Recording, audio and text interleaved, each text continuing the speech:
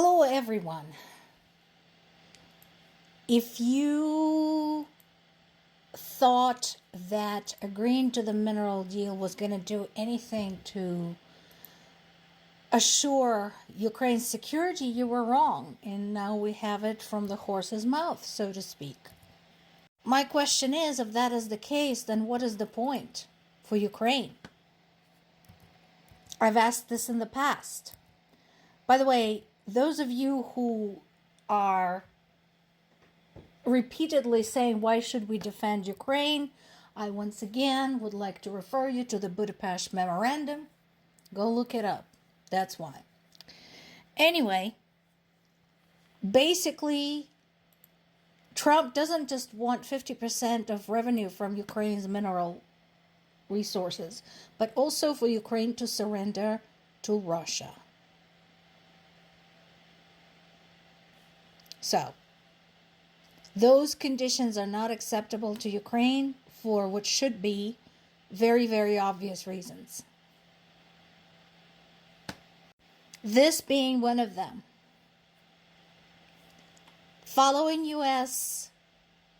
discontinuing satellite feeds to Ukrainian intelligence, Russia had taken advantage and carried out hundreds of attacks across Ukraine against Ukrainian civilians, including my parents. This week, around 1,200 guided aerial bombs were launched against Ukrainian civilians, 870 attack drones, and over 80 missiles of various kinds. These weapons include more than 82,000 foreign components. Consider the implications of that, because certain things are assembled in certain countries, but that doesn't mean that all of the parts come from those countries, and that means somebody is supplying those parts. Feel free to investigate this on your own. I already know. Feel free to investigate this and see who and how is underhandedly supporting Russia's war in Ukraine by supplying parts and weapons to it. Now, this is interesting. So this was an interesting tactical move.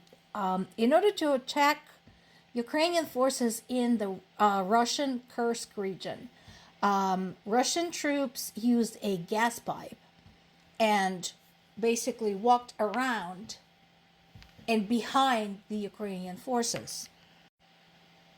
I'll give credit where credit was due. That's clever. However, now that they have done it once, Ukrainian forces will be on alert, and they can request for Ukrainian military to start targeting gas pipes. So, while at that particular moment that may have been a good and clever move, this may turn out badly, both for Russian military and Russian civilians.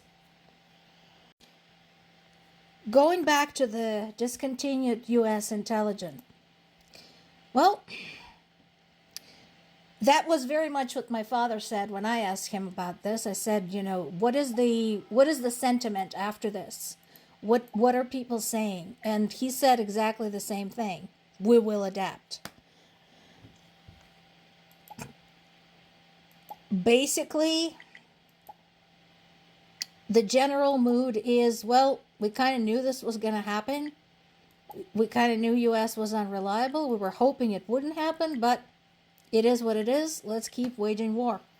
We have a country to defend. We have civilians to save. Of course, naturally, Trump is blaming Ukrainians for this. It's useless to debate with him or anybody else supporting his viewpoint that Ukraine is the aggressor. Yeah, Ukraine has invaded itself. And please don't give me the NATO bullshit that NATO had provoked this invasion, because expansion of NATO hasn't actually started until after Russia. invaded Ukraine. Let me refresh your memory on that subject, because a lot of you seem to be a bit misguided on that particular subject. So the Soviet Union falls apart in 1991.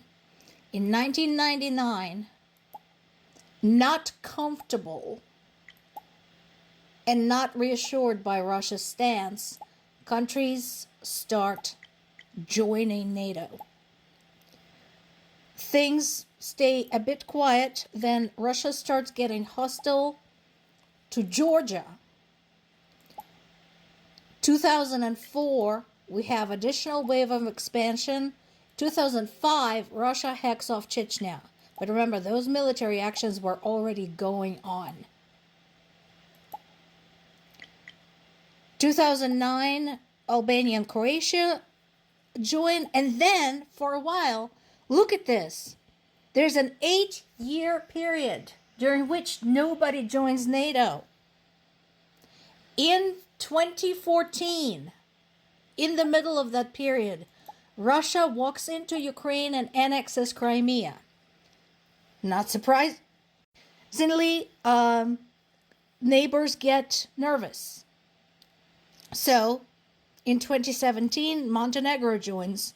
2020, a cession of North Macedonia. Again, we have a quiet period.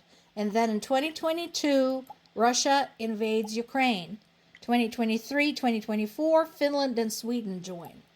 So, you have it backwards. Russia didn't invade Ukraine because of NATO expansion. NATO expansion, every single time, is a direct result of Russia's hostile moves against its neighbors. Presently, understanding that the U.S. is no longer a reliable ally or ally at all, Ukraine continues working with its foreign partners to re-establish intelligence coverage through other means. Right now, they're getting feeds from Britain and France.